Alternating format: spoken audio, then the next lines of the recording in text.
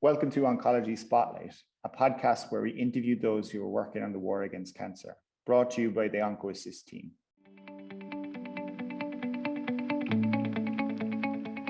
Today is our guest with Dr. Rohit Joshi. Dr. Joshi is a consultant medical oncologist working at Genesis Care in Adelaide, Australia.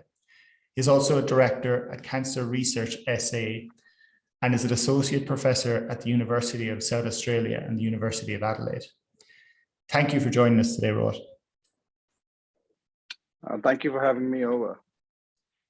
Can you give us a brief introduction of yourself and your medical background? So I was born in Ludhiana, which is sort of a busy city up in the north of India.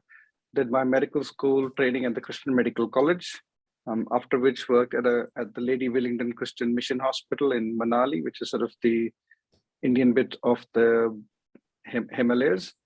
Did my medical oncology training at the Royal Adelaide Hospital in Adelaide, after which I've been working at the Lal McEwen in Adelaide and Calvary Hospitals. I was a research director at the Lal McEwen for nearly 10 years, and I recently set up a private research unit called Cancer Research SA in Adelaide. Okay, great. And what motivated you to study medicine and particularly oncology? I think I've been fascinated by medicine for quite a while. I had a fair amount of exposure to medicine since I was a child. Both my parents worked at the medical school. But I think what sort of struck me about oncology is my grandmother was diagnosed and she died of gallbladder cancer. And it really struck me that there was absolutely nothing we could do except care for her, in the sense, by the time she was diagnosed, it was all like, that's fine, just nothing can be done. And there's Dr. Seva Singh Lega, one of the oncologists sort of based in MD Anderson. He was a CMC alumnus and he really mentored me in oncology. Okay, excellent. So he was based in India and came from MD Anderson, is that right? Or yeah, so he's an alumnus of the medical school where I trained, but he's sort of based at Houston. And he used to sort of shuttle back and forth. Yeah, so I think he's the one who really sort of helped me know what is right and what's not so good for oncology. Excellent. And in Australia where you practice, what are some of the biggest challenges you see day to day at present? I think every place in the world has got its different set of challenges. I think one of the bigger issues working in Australia, at least in the public sector, is probably the bureaucracy as it is everywhere else in the world, I think. But without a doubt, Australia is probably one of the best countries in the world to live and work in. Why is that? The lifestyle is brilliant. The weather is great. The majority of people are really keen to help and work together. You really can't fault the country. Yeah. I've heard that in the past as well. I've heard it's a great place to live. And you also spent some time working in India. Could you give us a bit of background on your experiences there? Yeah, so I did my undergraduate medical training at the Christian Medical College. It was absolutely excellent training, superb environment. And I guess I'm a doctor where I am purely because of the support from what I got at the Christian Medical College. I also worked at a small Christian mission hospital up in the big Himalayas. Profound impact on my life. And I think I learned to treat people with care and dignity. To some extent, I think I learned more about life than medicine. Oh, could you give us a bit more detail? What do you mean more about life than medicine? There's things like, you go to the small little hospitals because you've sort of trained in a big city hospital. You think you can go change the world. You can do this, that, and everything else. And you sort of realize from people in the villages and small little towns that, yep, that's all good, but it's important to care for people. I remember trying to fix, if you like, calling or try and heal somebody who was very sick with a pneumonia. And I put him onto a ventilator in the hospital, and ultimately he died. And I guess the thing that fascinated me the most, or sort of struck me the most, was that one of the village eldermen sort of told me later that it would have cost the hospital or cost the family bucket loads of money, because they were trying to connect his spirits up with the ancestors, because ideally the person is meant to die in the ancestral house. You sort of learn about these things, like, what did I do extra except cause them more grief? In the sense, in my mind, I could have healed the guy or fixed the guy, but I couldn't. It's a small thing to sort of try and learn how things happen. Or you've got people who are very unwell, or Yeah. you've got a lady who feels a lump in the breast, let's say around September or so, but she won't come to the hospital because she's got to collect food and everything for the family and the cattle and everything else, because snow is going to hit. Once it snows, they can't come out. So she'll only come back to the hospital sometime in March or April once the roads open up, once the snow is cleared off. So you sort of learn a bit. It sort of shocks you, but you learn a bit. That's life, unfortunately. Yeah. I think that's one of the themes you see, across the people we've talked to. We have a certain idea of how treatment works, but it's not always like that. There's a lot of things happen along the way that change what's supposed to happen from what actually happens. And I suppose that brings me to the next question. How does it differ from Australia, the treatment paradigm in India versus Australia? So, I think in Australia, the majority of basic needs of a person is taken care of by the government, or, if I call it the public sector, because it's unlikely that. So, for example, healthcare in Australia is completely free in a hospital. Nobody has to even pay $1. Doesn't matter what their financial status is, they'll get absolutely superb care within the hospital. And I think the majority of us do not really appreciate the blessing it is to be in Australia and how good the system is. Whereas in India, you've got to sort of pay for everything, every glove and syringe, everything has to be sort of paid for by the patient or the family. So massive difference in things. The other, I think, really good thing in Australia is that there's standards of care. So every hospital or every sort of clinic has to have a basic standard of care. Like you can't sort of go off on a limb and do something completely different. So I think those things are slightly different within the country. And who sets the standard of care in Australia?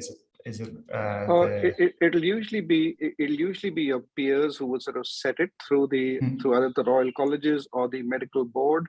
That would be what it is. So it's unlikely that it would be very different from what standard of care would be anywhere across the world. Okay.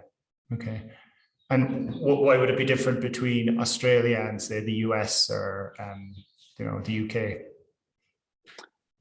Well, I think UK and Australia is fairly similar in terms of care, because I think both countries have socialized medicine, and I think people at least don't have to worry about trying to pay for their care. I think in the US, if somebody's got a good healthcare plan or got good insurance, treatment is never an issue. But it is an issue for somebody who is probably struggling financially or doesn't have good healthcare. Of course. And what would you say excites you most about oncology? I think when I tell people I'm an oncologist, I think most of them sort of say, "Oh, that's so sad," that sort of thing. It's like there's very little hope for people with cancer. That's the perception, and I think it gives all of us a huge opportunity to create hope by doing new and innovative things for people. And I think people ask me, how do you cope with all the death and dying and suffering? And I guess my answer is that, I turn around and look at the next person's alive, because that's important to try and do. But most times, if everything's already sorted out, there's really nothing cool you can do. Whereas if there's a lot of opportunity, you can do a lot. Okay. And can you tell us a little bit about Cancer Research South Australia, Cancer Research SA? So I was sort of director of cancer research at one of the public hospitals, the Lal McEwen, for sort of nearly 10 years. And I think we did a really good job at what we did. But we sort of a bit hamstrung with bureaucracy and what we can and cannot do. So 4 of us medical oncologists sort of got together and set up a research unit.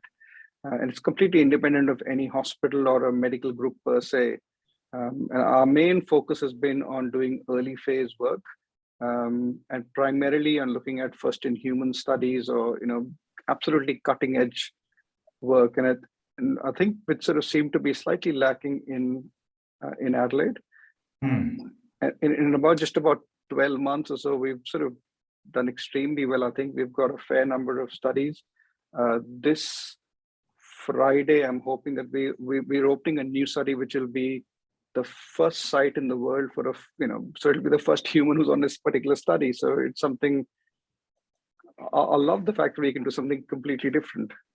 Yeah, it sounds very exciting. Can you tell us anything more about the study, the first in human study, or it's a study called Suplexa, okay. and essentially what they're doing is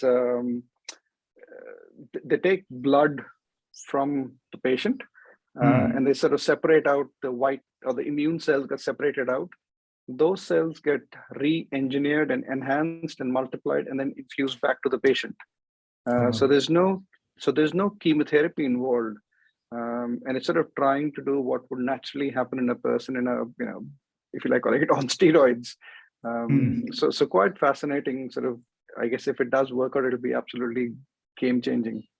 Of course, yeah. It sounds kind of like CAR T. Is it similar to CAR T? Correct. Well, it's sort of, I guess, similar concept. The only difference is the CAR T, you need to give chemotherapy to try and ablate the marrow of the person before you can sort of get on to do. Whereas this is sort of looking at without giving cytotoxic treatment. Okay, excellent. And is it pan-tumor, or is it for a specific no, it's any solid tumor, any cancer type.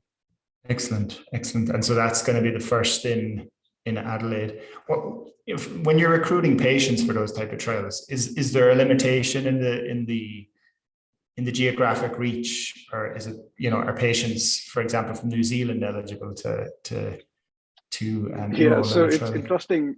So I think about 2 days ago, I got a mail sort of, early in the morning from somebody in the US sort of saying, we've got 2 patients who are keen to fly to Australia to get onto the study, which I thought was quite fascinating. Yeah. Because they haven't opened the study in the US, so as of now. So I've never come across that before.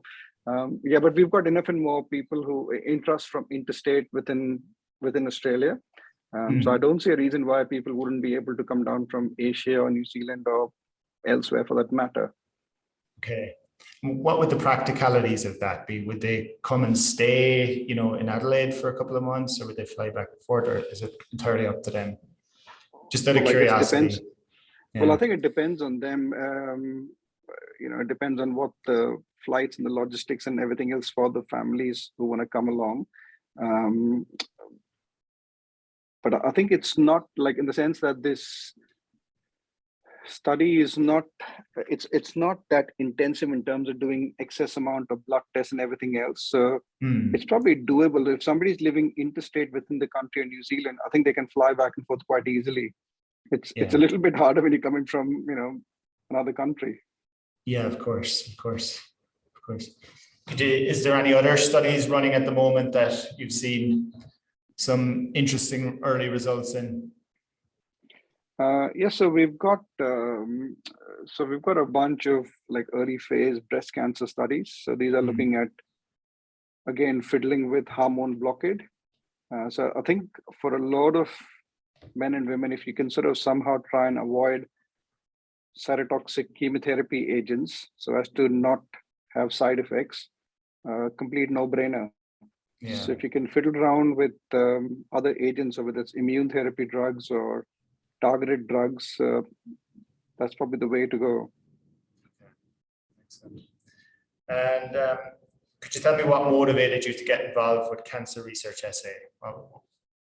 It's sort of similar to, I guess, what we spoke about before, but I think it's more the fact that we couldn't do as much as we wanted to do what we were doing before. So in this sense, I guess we don't have to answer to too many people. We can do what you like. And I guess other thing is that we can work. So I think about 12 months ago, we had one person working with us 0.1, like half day a week. Now we've got 11 people working with us, and I think the number is going to grow dramatically. So I think that's what really excites me for what we're able to do the way we want to do it. Excellent. How do you come across the trials? Is it CROs approach you, or is it directly with companies, or how does that work? Well, it's a combination of a few things. So, for example, we have CROs who come along and sort of ask if we can do things.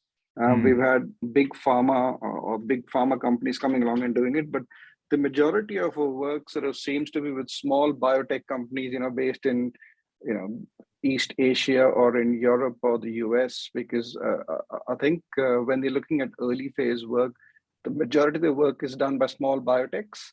And when something is sort of a bit more significant, I think that's when the big guys come and buy them out or do mergers with them. But a lot of our work is with small biotech companies. And I'm not completely certain how they sort of hunt us down or find us, but it's been a fascinating 12 months for me to learn. There is a huge need for partnerships across the world. Yeah, very interesting. And do you have to have you have to meet certain standards in the clinic in order to be able to run these, phase 1 trials? I think for pretty much any company or sponsor or CRO or whoever it is, I think the biggest thing for them is having good, clean data, as in sort of not fudgy data. But I think what a lot of them are keen on is metrics. So from the time somebody mails me saying, "Oh, we've got this study, would you be keen to look at that?" to the time that I turn around and say that, "Yep." So for example, if there's a study that we will not recruit, I'll tell them, within 24 hours, no, we're not going to recruit, don't waste your time. And they'll move on. Or we'll sort of tell them, "Yep, we can recruit," and we'll give them a realistic number of how many people we can recruit. If you sort of say 2 people or 5 people or 10 people as compared to saying, "Oh, we'll get 30 people on," you're never going to do that. So it's trying to be sort of realistic and truthful of what's possible and what's not possible. So that's one thing, but also in terms of being able to have things ready in terms of ethics, having a fast ethics committee, having a fast governance. So those metrics matter hugely. Then there's things like having radiology, pathology, pharmacy, all of those parameters that you sort of work along with, all sort of stuck down to the pattern, sort of saying, we've got this, we've got everything else sorted out, and we can work it out fast. Yeah, excellent. Very, very interesting. So, bringing us on to the future, and what do you see as the future of digital in oncology? I still think that one of the biggest things that can which will happen in the future, as is happening now, is access or easily access to information for doctors and nurses and caregivers, and I guess patients. I guess it's the ability to be able to find new treatment options available, or for them just to find the options available. Just because your doctor has sort of said this is what you should, that doesn't mean that's the gospel truth. You should be able to look and sort of see what else is available. And I think it's looking at being able to find clinical trials easily as compared to having to look at 100 different sites. You can sort of try and look at a place. Also looking at supportive care groups. I think the trend has moved a lot from searching stuff on a computer to being able to look at it on your mobiles. So, mobile apps are probably the future for quite a while. So the ability to search things easily and simply in a non-complicated manner is ideal. It's almost like, every, if you call it an oncology site, should really have 2 portals to it. Like one portal is for medical staff and one is for non-medical staff. You have all the nitty-gritty stuff for the medical staff, and you have the, if you like, on an easier language stuff for the rest. I guess either can see anyone, but I think that's probably the way to go for the future. Okay, so you mean like for patients, they have a portal where they can understand, with medical content that they can understand, and a second portal for clinicians, which is more, medically focused. Is that kind of what you had in mind? Correct, something like that. Yeah, something more technical. You might have patients who want to look at the health thing, and that's fine.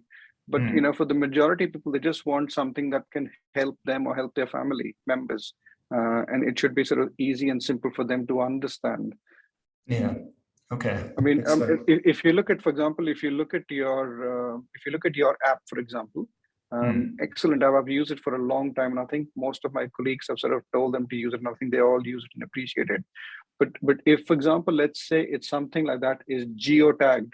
So, for example, you say, well, I will I'm based in South Australia. So if I put my address down in South Australia, so if, for example, everyone in the area is putting their clinical trials down, if there's a way for you to link the app to like a local server for all the trials. So if a patient logs on and says, oh, I've got, I don't know, let's say I've got lung cancer, it's always trying to say that a lung, so is it early stage or late stage? And then if you have an early stage or a late stage, and you can try and click on that and then move on to that. So it's sort of geotagged to your area. But if you wanted to search, let's say for a bigger thing, you want to say, I want to look at South Australia, I want to look at all of Australia. I'm happy to travel anywhere within the country. I should have the ability to search for that. Like if you look at clinicaltrials.gov, which is the American site, which has got every single trial, it's a great site, but it's hard for the average person to actually navigate, to try and sort of see things properly. You need something which is simpler. And I think that's something which you would think there might be a more innovative way to do it as compared to just sort of trying to reinvent the wheel. Yeah, of course. That makes a lot of sense, actually. When you do have patients referred to go on clinical trials, are they usually referred by another clinician, or is it like a patient themselves that reach out to you? The majority are sort of by a colleague, like they would sort of look it up and you sort of, like for example in South Australia we use Signal, the app called Signal. So we've got a phase 1 group that we have, and anyone, like let's say I've got a patient, I'll say I have a 30-year-old guy who's got, I don't know, cholangiocarcinoma. He's already had 2 lines of treatment, got nothing else to do. Anyone has an idea, and they'll say, oh, we've got this study, or we've got this slot for this study. So at least that we can refer people back and forth very fast. But it's not viable for a larger group perspective, having a Signal app group or chat group or something else. But having a site or having access to a group of trials that are available is ideal. There is an app in Australia called ClinTrialRefer, and that sort of looks at trials across sort of Victoria and New South Wales. So they've got a few states there, but I guess the biggest issue is ownership, like who owns the data, and who's going to update the data in real time. I think if you can empower each site to do it, that's the only way for something to work. Yeah. So every time I open a study, I should be able to upload information about it, or if I stop a study or close a study, I should be able to take it off, and it should all happen in real time. Yeah. How does that happen at present? Like, how do you upload a study or take it down? It's not happening properly. Like for example, we've got a website for Cancer Research SA, so all our trials are on there. If something stops, I take it off. But that's just for me, as in our group. But there might be 20 groups across the country, and it's really hard for a patient to try and navigate and find 20 websites to sort of see which is the right one for them. Just very hard. So there's got to be some way to amalgamate and sync them all together in a simple way. Yeah. Okay. We're doing something quite like that in Ireland, actually, but we only do it in one country. It's just been something we haven't had the chance to scale. For just a final question for any patients and caregivers listening to this, what are your tips on navigating cancer? I think it's important to, I guess, in the person's mind and the family's mind is, what are my goals of care? What am I doing? What am I doing right now in terms of what I can and cannot do in life? A lot of people have sort of goals are slightly different from what reality is. And I think it's important to talk to their doctor and the nurses caring for them to know exactly what it is. I mean, it's fascinating. If you look at some studies, so what you tell a patient, and if you go back and ask the patient when they step out of the clinic room, they're completely different things. Because to some extent, people listen to what they want to hear, which is why the whole idea of trying to reinforce what's there, which is so talking to a doctor and the nurse is very important. I think it's important for people to seek clinical trials. And I think it's important to link up with cancer support groups. And I think it's important to look at support groups which are sort of more mainstream. There's a lot of fringe groups who sort of try and peddle a lot of strange things. But I think it's also always important to trust your doctor and trust your caregivers to what's there. Yeah. Okay. Great. And it's never wrong to question your caregivers. Okay, that's good to know. That's good to know. Brilliant. Well, thank you very much, Rohit. That was really very interesting. Thanks very much for your time. Thank you so much. All the best. All the best. If you're enjoying listening to Oncology Spotlight, please consider leaving us a positive review. We're also always open to feedback, so feel free to contact us at Kevin@OncoAssist with any suggestions. Thank you for listening. Until next time.